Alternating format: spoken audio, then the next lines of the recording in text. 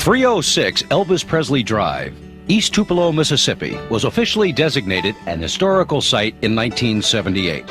But in 1934, the address was 306 Old Saltillo Road, and it was the home of Vernon and Gladys Presley. The couple had married on June 17, 1933. After first living with in-laws, Vernon and his father built the two-room house with $180 worth of lumber. On January 8, 1935, Gladys gave birth to identical twins who were given the names of Elvis Aaron and Jessie Garin Presley. Elvis was born first, and minutes later, Jessie was delivered stillborn. The following day, Jessie was buried in an unmarked grave at the Princeville Cemetery in Tupelo. The world that young Elvis was born into would forever shape his life. For most, the Deep South was a place of hard-scrabble existence. Workdays were long and hard. It was a world of segregation, blacks and whites rarely mixed. Yet for the poorest of both groups, religion and gospel music played a dominant role in their lives. For young Elvis, the music would become a pathway to legend. By the age of 2, Elvis was exposed to music at the First Assembly of God Church, located just a block from his home. The Presley family also enjoyed attending religious revivals and tent meetings. Later, Presley would remember how impressed he was at the preachers who would jump all over the stage and how the audience reacted to them. On October 5, 1945, Elvis won second prize in a talent contest at the Mississippi-Alabama Fair and Dairy Show. The contest was broadcast over the radio by station WELO, and reportedly, Vernon Presley, who was driving a truck at the time, heard his son on the air and cried with joy and pride. When Elvis was 13, his mother bought him his first guitar. She had saved for months to afford the $12.95. The 12-year-old Elvis sat by the family radio, learning how to play his new instrument. The music of country stars like Roy Acuff and Ernest Tubb, and black singers like B.B. King all helped to form Elvis's musical tastes.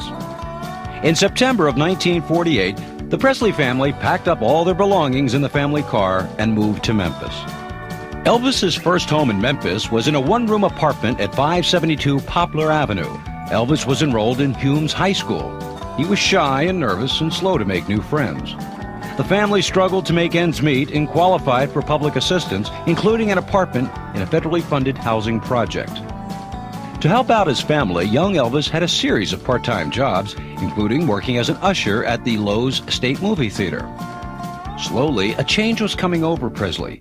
He began buying flashy clothes at Lansky's on Beale Street, a favorite of country singers and local black kids. He changed his hairstyle from the popular crew cut of the time to wearing it long, slicked back with sideburns. He loved movies, and it has been reported he idolized Tony Curtis.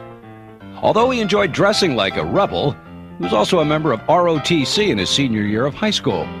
His interest in music continued, but his shyness kept him from performing in public, although he did enter and win a talent contest in his senior year. In June of 1953, Elvis graduated high school. Later, he got a job driving a truck, similar to this one, for the Crown Electric Company, taking parts and equipment to various job sites. His take-home pay was $35 per week. In the summer of 1953, Presley decided to make a record as a present to his mother.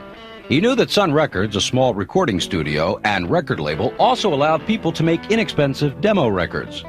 Presley recorded 2 songs, My Happiness and That's When Your Heartaches Begin. In January of 1954, Elvis returned to Sun to make a demo record. This time, the studio's owner, Sam Phillips, was there and took an interest in Presley.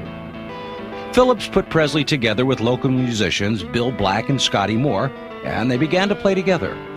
On July 5, 1954, at Sun Records, the trio recorded That's All Right Mama and Blue Moon of Kentucky as the 2 sides of Presley's first professional